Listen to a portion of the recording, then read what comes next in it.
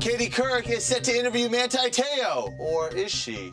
I'm Highland Hollywood, and this is the Daily Buzz on CelebBuzz.com. And joining me is Jordan Schultz. He's a sports columnist from the Huffington Post. Jordan, I can imagine in your office, it's like CSI. You have newspaper clippings, you have pictures of people, there's strings. You're trying to figure it all out.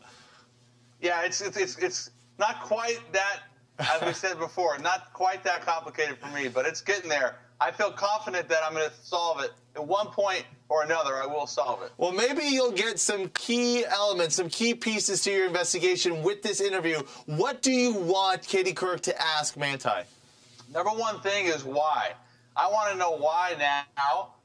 And really, for him, you know, from the beginning, if we look at it, the timeline is all very strange, especially the past 3 weeks or so. If we look at the day after Christmas, his family contacting Notre Dame. Then the university does nothing. 2 weeks elapse. They lose the national championship.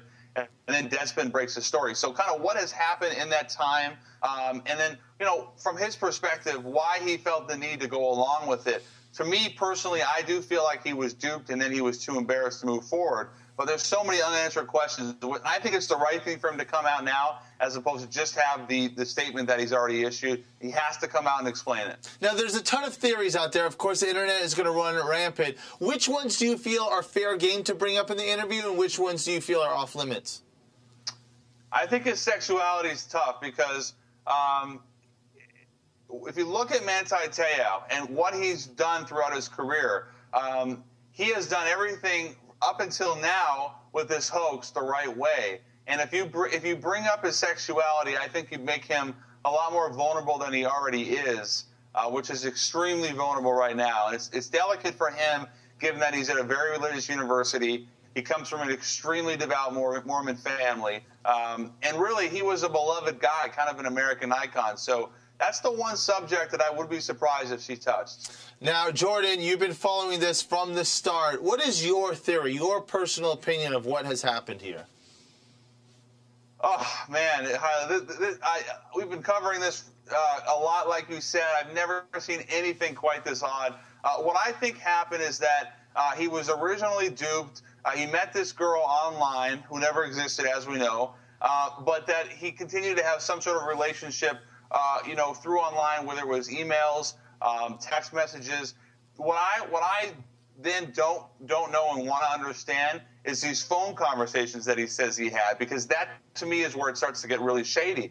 You know, he's talking about having 4-hour conversations for months and months every night, and then having pure silence. So that's where it gets iffy for me. What I think eventually, though, will happen is he will come out and confess that you know, he was duped, you know, and that he really didn't know what to do moving forward. He got to the point where he felt like he was in no-win situation.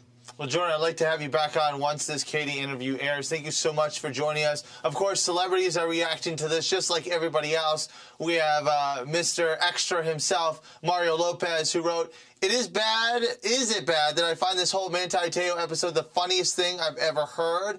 Hashtag unbelievable. And then from Saturday Night Live, Seth Meyers wrote, these Te'o jokes are all very funny, but let's all try and remember that a person who never existed is dead. Thank you, Seth. And for more on this story and the biggest stories breaking right now, just stay clicked on CelebBuzz.com.